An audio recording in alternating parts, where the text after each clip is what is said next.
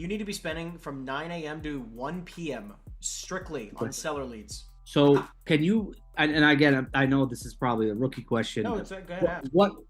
From 9 a.m. to what exactly should I be doing? Just like I was doing during my live calling session, just like Sajan was doing during the live calling session, Eddie doing the live calling session, you get a lead list of all the multifamily owners, you call them and see if they're open to sell. Now, where are you pulling? Are you pulling that list from CoStar or Reonomy? I pull from Reonomy. CoStar is fine. I'm not saying the number, listen, the numbers are more accurate on Reonomy, at least that I found in my experience. However, based on what you have in your situation, just use CoStar. It's fine. Okay, so you literally go on CoStar, you look up all the properties that have not sold, multifamily, and you choose one city at a time. Not sold in the last 10 years. That's like 5 to 30 units, 5 to 50 units, and just call them. And then you could literally, when you call them up, you say the same exact thing from the script book, right? The same exact thing I was saying. Hey, again, I would say for you though, hey, I'm a local broker in the market. I'm working with a client who's looking to, build their portfolio. I was just curious if you might be open to selling your property here at 123 Main Street. They say yay or nay. They say, I'm not interested in selling. You don't go, thanks, hang up. What do you do? Yeah, just, listen, is there any other properties you might be interested in selling? That's one pivot. What else? I might have some stuff coming onto the market. Could I possibly reach out to you in the future? Perfect. That's a second pivot. What else? I would probably tell them even, if something, down the road, would you be interested in selling X, Y, or Z property? If I contacted you in a few months, if things change kind of time-wise, I guess.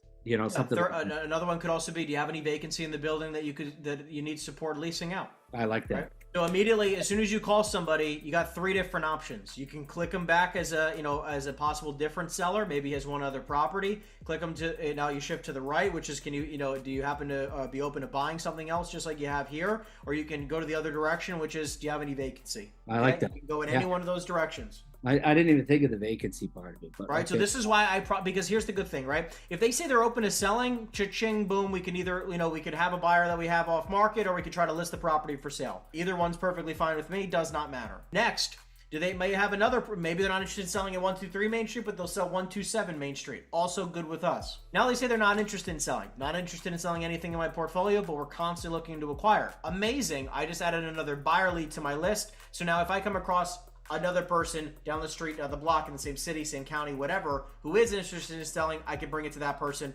possibly get a deal done. Last but not least, if they say, I'm not interested in selling, I'm not interested in buying, but yeah, I do have some vacancy in my building and I do need help, renting it out. Great, you can get 1, 2, 3, 5, 6, 8, 10, 20 units that you can rent out in that building. Yeah, right. Build rapport with them over time, and when they do want to sell, you're first in line. Absolutely.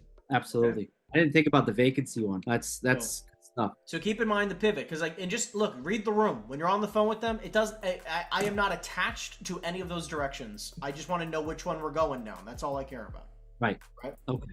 So you're gonna do 4 hours minimum. I would tell you right now, don't talk to your broker. You go to the office, you lock yourself in a room. You don't talk to anybody. You just make your 4 hours with the calls. Now, what's gonna happen during those 4 hours? I say 2 leads a day, 1 offer a day keeps the doctor away, right? Or sorry, it keeps the financial worries away, right? Yeah, pretty much, right? So, again, 2 leads a day, 1 offer a day. That's the goal. You get your 2 leads, which is 2 interested parties who would like to sell. These are not buyers. So if you get 2 buyer leads, it doesn't count. Every buyer lead's a bonus. But those 2 seller leads is what you need per day, every day that you call. And because of, based on your situation, I would tell you to call maybe 6 or 7 days a week. Only reason why I tell people who don't call 7 days a week is if you're religious. If you're religious, you can call 6. That's fine. God needs a day too. I respect it. But